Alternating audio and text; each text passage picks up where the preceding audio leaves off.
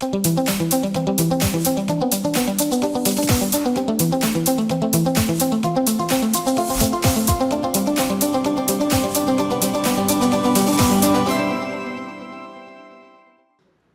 queridos, tudo bem com vocês? Iniciamos mais uma aula de Química. Eu sou a professora Yara Graça, a professora de Química que vai acompanhar vocês na aula de hoje. Bora dar uma olhadinha no que nós vamos ter hoje. Aula 30, revisão e avaliação, né? Então, a gente vai relembrar aí vários dos conceitos trabalhados, tá? Então, vamos lá para a nossa revisão.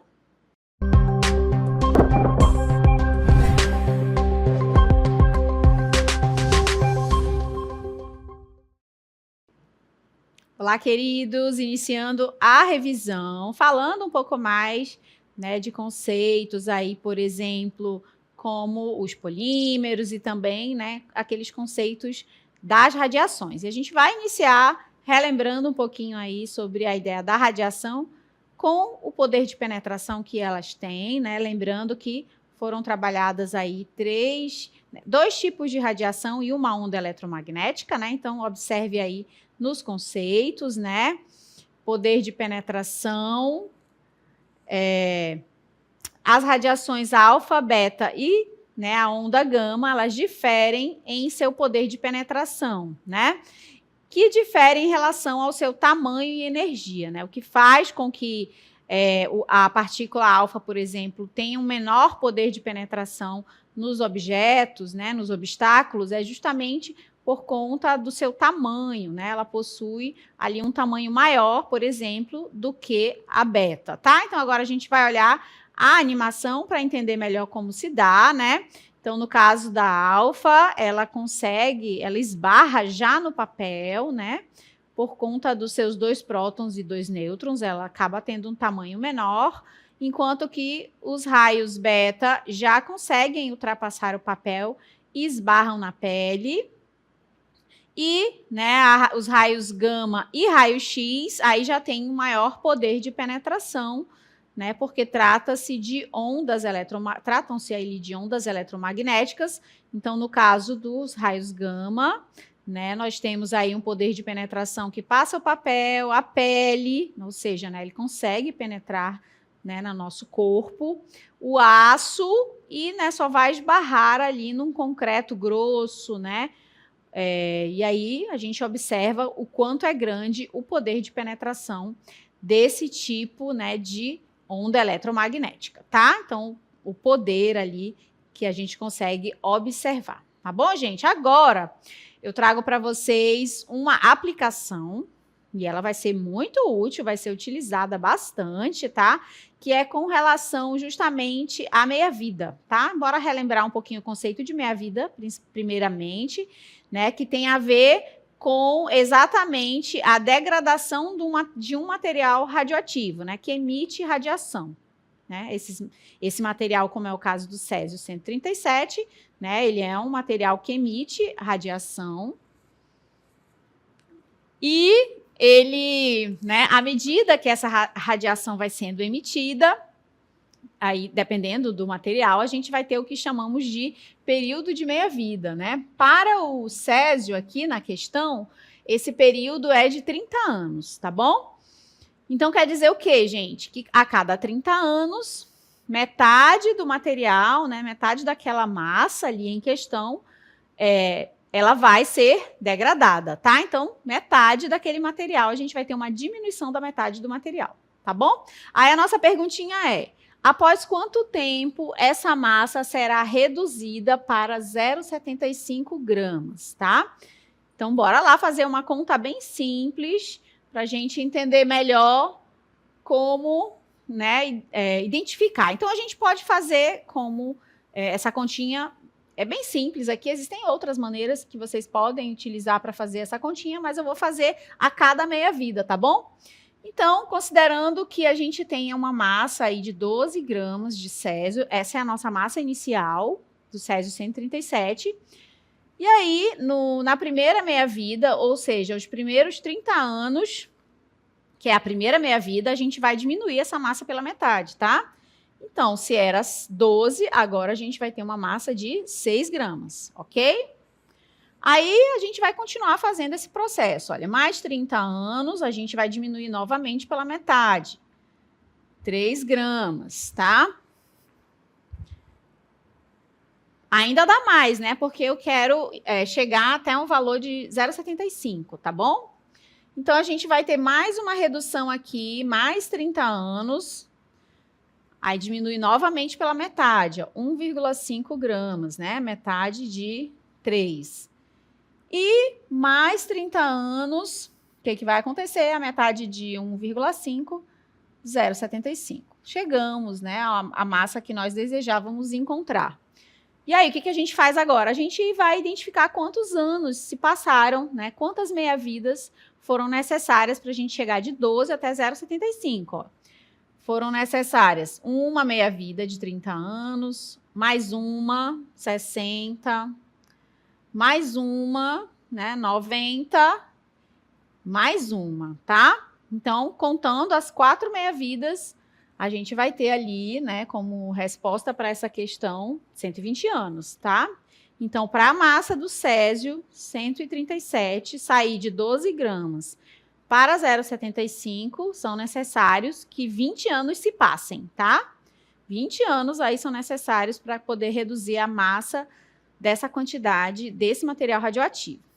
Cada elemento radioativo tem o seu próprio período de meia-vida, tá? No caso aí do césio 137, é 30 anos.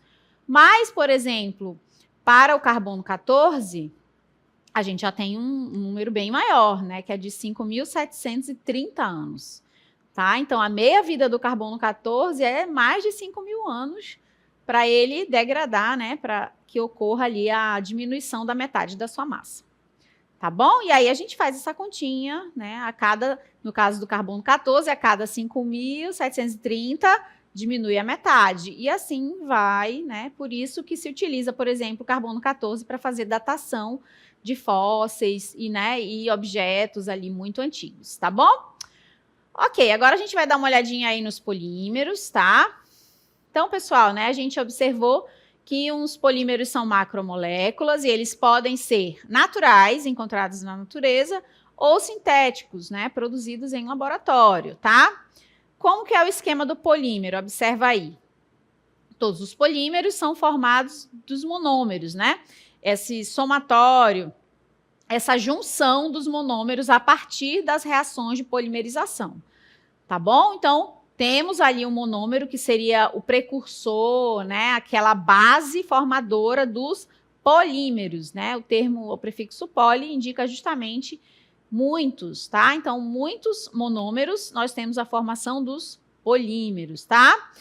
Polímeros naturais, já se falou bastante, né? Por exemplo, proteínas, carboidratos, tá?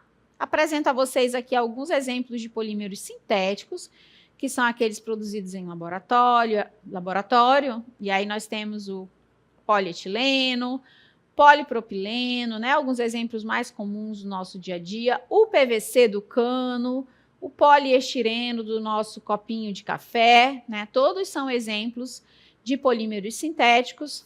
Temos mais alguns outros exemplos aí. A borracha sintética, também hoje muito utilizada já nos pneus, né? O Teflon, gente, quem não tem, né? Uma panela em casa que tem esse revestimento de Teflon, antiaderente, tudo mais. Pois é, o Teflon também é um polímero sintético. Aí nós temos o poliacrilonitrila, né? Das camisas, e o plexiglass, né? Que já é um polímero um pouco mais resistente, ok? Agora, a gente vai observar alguns tipos de processos, de reações de polimerização que podem gerar, né, que costumam gerar os polímeros, tá? Lembrando que os polímeros são sintéticos, esses aqui que a gente está trabalhando nesse momento, os polímeros sintéticos, que são aqueles produzidos em laboratório, tendo como principal matéria-prima o petróleo, tá bom? Olha aí as principais reações de polimerização. São elas de adição, de condensação e de rearranjo, tá? Cada uma delas tem as suas características e particularidades, e é até simples conseguir identificar os tipos de método, né? Olha só. Primeiro deles é a classificação quanto ao método de obtenção, polímero de adição. Como que ele ocorre? São os polímeros obtidos pela adição sucessiva de monômeros, tá? Então, ali na imagem, nós temos ali um monômero, e aí, à medida que a gente vai adicionando esse mesmo monômero, o mesmo, né, o processo, a gente tem os polímeros de adição. Como exemplos, temos os polissacarídeos, né, formados a partir de monômeros de monossacarídeos para os carboidratos, e as proteínas que são formadas a partir de aminoácidos. Aí, no caso, os polímeros naturais formados por adição. Outro caso são os polímeros de condensação, que são aqueles obtidos pela adição de dois monômeros diferentes, com eliminação de uma molécula de água, ou de álcool, ou de ácido, durante o processo de polimerização. Então, no caso, o que diferencia a adição da condensação é que na adição nós temos os mesmos monômeros presentes ali, já na condensação, monômeros diferentes e com eliminação de outras substâncias menores, tá? No caso, água, álcool ou ácidos. E por último, o rearranjo, né? Os polímeros formados a partir de rearranjos, que são aqueles resultantes de reação entre monômeros que sofrem rearranjos nas suas estruturas durante o processo de polimerização.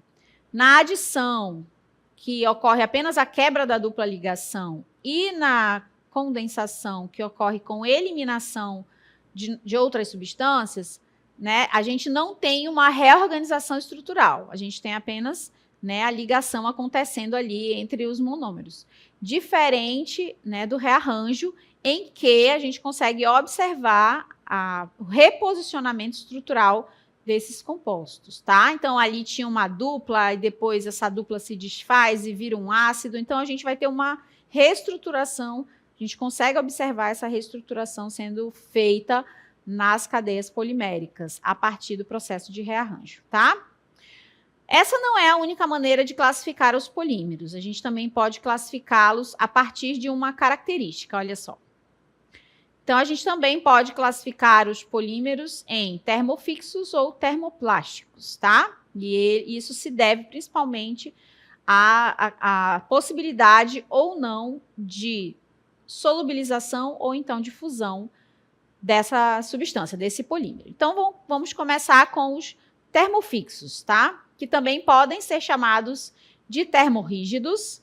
Então, os termofixos são aqueles que, por aquecimento, assumem estrutura tridimensional, tornando-se insolúveis e infusíveis, ok? Então, termofixo, eles não se dissolvem nem em água, nem em outros solventes orgânicos apolares, e também são infusíveis. O que isso quer dizer? Também não passam pelo processo de fusão ou dificilmente, apenas a partir de altas ou altíssimas temperaturas, tá? Então, insolúveis ou infusíveis.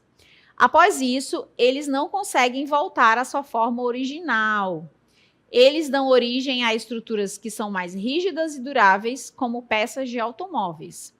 Alguns exemplos, né, de casos de polímeros do tipo termofixos são poliuretano, polietileno, poliestireno e poliéster, tá? Então, esses aí são alguns dos casos dos termofixos que têm essa característica mais de rigidez, serem mais duros, vamos dizer assim, né? E mais resistentes também.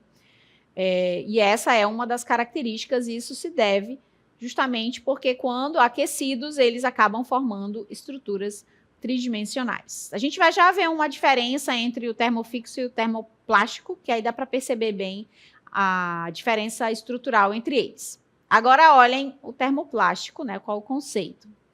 Os termoplásticos são aqueles que permitem a fusão por aquecimento e também a solidificação por resfriamento.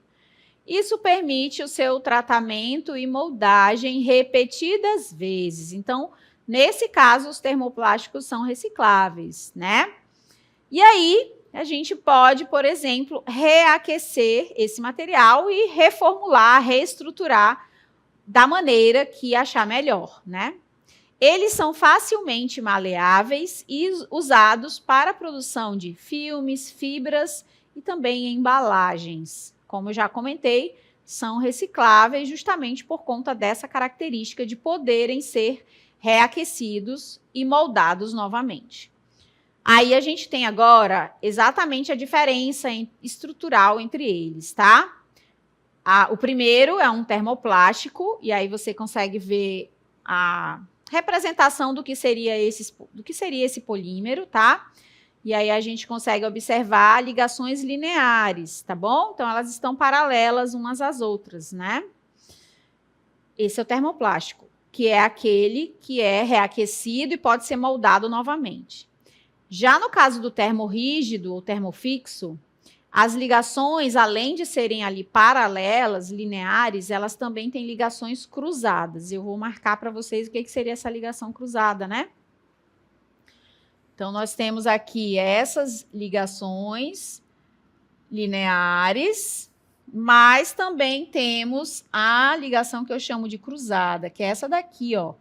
Então, a gente tem essas ligações cruzadas é que faz com que esse polímero do tipo termorrígido ou termofixo seja tão rígido, né? Como é a palavra sugere aí para gente, justamente por conta do tipo de ligação que eles acabam formando a partir desse aquecimento. Então, aquece esse tipo de polímero termofixo e a partir desse aquecimento essas ligações cruzadas são feitas. E aí, né, esse polímero acaba perdendo essa possibilidade de ser moldado novamente a partir de reaquecimento, tá bom? Bom, agora a gente vai falar dos polímeros e o meio ambiente, que é um assunto também muito importante que a gente precisa pensar um pouco sobre esse tema, porque a gente viu da importância dos polímeros, o quanto eles estão presentes no nosso cotidiano, no nosso dia a dia. Porém, a humanidade ainda não sabe direito o que fazer com tanto polímero espalhado por esse mesmo meio ambiente. Olha só. Então, aqui só uma imagem para representar exatamente essa dificuldade da humanidade de saber o que fazer com tanta sacola plástica, com tanto PET, com tanto copinho descartável, não sabe mais o que fazer com esse material, com tantas embalagens, né? Então, o que mais a gente vê são os lixões a céu aberto, são esses tipos de materiais nos nossos rios, nos nossos oceanos, poluindo cada vez mais. E aí eu trago uma solução para vocês, para a gente finalizar esse momento da revisão, que é a reciclagem, né? Sem dúvida, essa é a melhor solução para diminuir o problema do lixo. Existem outras, né? Os 5 R's estão aí para provar isso, mas eu trago nesse momento a reciclagem. Evite os plásticos de uso único, tais como os canudinhos de bebidas, algumas soluções práticas que a gente pode fazer no nosso cotidiano. Se for fazer as compras de supermercado, não esqueça de levar a sua sacolinha de tecido. Também ajuda bastante a você não ter que utilizar as sacolas. Substitua, né, suas Tupperwares de plástico por recipiente de vidro ou de aço, também é uma possibilidade. Preste atenção e coloque os plásticos na lixeira de reciclagem correta quando é possível ter coleta seletiva no local onde você mora. Observe se isso acontece, né? E também isso acaba facilitando também essa reciclagem do material. Aposte na reutilização e dê uma segunda oportunidade para certas embalagens. Esse faz parte de um dos R's, que é a reutilização. Às vezes você, a partir ali de uma embalagem que provavelmente, né, em primeiro caso, pode ir para o lixo, quem sabe ela pode ter um novo destino, pode ser reutilizada, né, na sua própria casa. E compre mais alimentos a granel e menos produtos embalados. Então, aí algumas sugestões, a gente sabe que algumas delas, né, nem todas elas podem ser ali feitas ou realizadas, mas a gente tenta da melhor maneira possível para tentar, de alguma forma, fazer a nossa parte, contribuindo um pouquinho para que nem todo esse material, né, todo esse polímero seja lançado aí no meio ambiente, poluindo cada vez mais. Eu acho que cada um pode fazer um pouquinho e contribuir. Tá bom, gente? Por aqui finalizamos esse momento de revisão. Espero que vocês tenham gostado. Até uma próxima oportunidade. Tchau, tchau.